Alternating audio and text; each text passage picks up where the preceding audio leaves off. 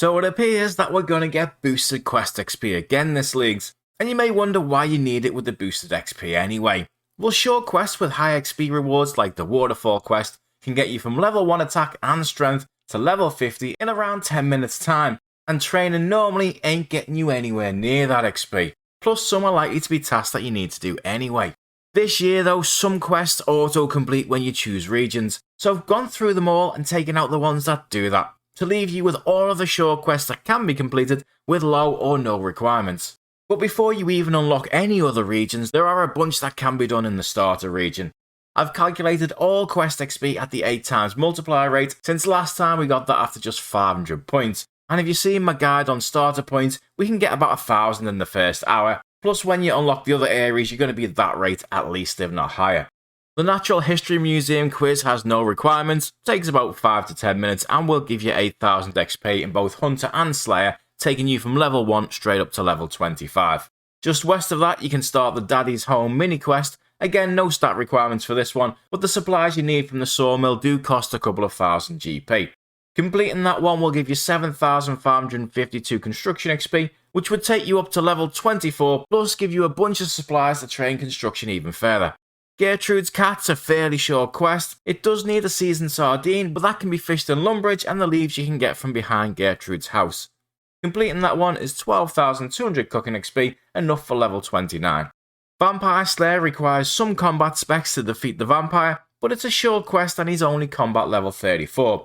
Definitely worth it though, as you get 38,600 attack XP as a reward. The rest of the quests are region specific and some unlock if you pick other areas first, so if you plan to unlock Kandarin or Ascania, they have by far the most quests. It's even worth considering to open them up first out of your region picks as to not accidentally complete the quests. In Ascania you've got Doric's quest, and you simply give him a bunch of ores and that's the entirety of the quest. 2 of those ores are iron though, so you're either going to need to mine them, requiring level 15, or get them as a drop. For such a simple quest though, it gives 10,400 mining XP. A porcine of interest can be done with level 20 Slayer and gives you another 8,000 Slayer XP too. The Night Sword just needs 10 mining but also a red berry pie, and the easiest way to get one of those is to buy one in the Cook's Guild in Varric, but then of course you're going to need 32 cooking to enter. However, you can get that really quickly just by buying raw sardines in the Portsroom fishing shop, and the quest XP is well worth doing, because you get 101,000 smithing XP for completing it, taking you from level 1 all the way up to just short of level 50.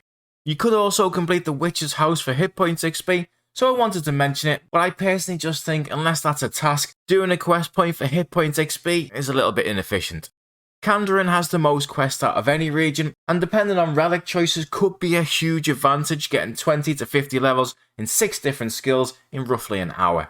The obvious one is of course the waterfall quest, no skill requirements and just a few easy items to obtain. It takes 10 minutes and you'll get from level 1 attack and strength to level 50. Fight Arena just requires 5 GP, and even though there's a few high level creatures, they can all be safe spotted and are weak to magic, meaning you can kill them even at level 1. Most of us know this quest for giving a ton of attack XP, 97,400 to be exact in this leagues, but you also get a fair amount of thieving XP too. The 17,400 thieving XP would take you from level 1 all the way up to level 32. Fishing contest requires 10 fishing and a couple of easily obtainable items and will get you 19,496 fishing XP. Sea Slug requires 30 fire making and some swamp paste, which can be bought in Port Khazard, but even though it has a fire making requirement, it actually gives a ton of fishing XP and you'll get 57,400, which will get you from level 1 to level 44 in a very slow skill. Eagle's Peak is classed as a short quest and gives you 20,000 Hunter XP, but you do need yellow dye, and without teleports to Ardy, which you're unlikely to have at this point, it is debatable if this one's worth it, but one to consider. Haziel's Cult has no requirement at all and gives 12,000 thieving XP, which will get you from level 1 to level 28. Tribal Totem does require 21 thieving, but gets you 14,200 thieving XP, which gets you up to level 33. Finally in this region, Monk's Friend, one of the easiest quests in the entire game, gets you 16,000 woodcutting XP, taking you from level 1 to level 31. In Core End there's just 2 quests that I can see, although a lot of the longer quests that give favour may also be worth doing early when the rewards are much more beneficial if you're planning to do them later anyway. The Garden of Death requires 20 farming but will get you 80,000 XP, so from level 20 to level 48. Queen of Thieves has a 20 thieving requirement and 20% favour, but does give you 16,000 thieving XP, which will take you up to level 34. Sadly, a few good quests in the desert are auto-completed, so the only one that I can see is Sleeping Giants that requires level 15 smithing, as well as a few supplies, but for a very respectable 48,000 smithing XP as a reward, and unlocks Giant's Foundry, which is highly likely to be a requirement for a few tasks. The Mauritania quests are generally quite long or auto-completed apart from one of the best for XP in the entire game, the Haunted Mine, requiring 35 crafting and decent combat stats. The boss here does require mid-level stats, but with relics we may be able to brute force it a little bit earlier, and the 176,000 strength XP you will get is very, very nice.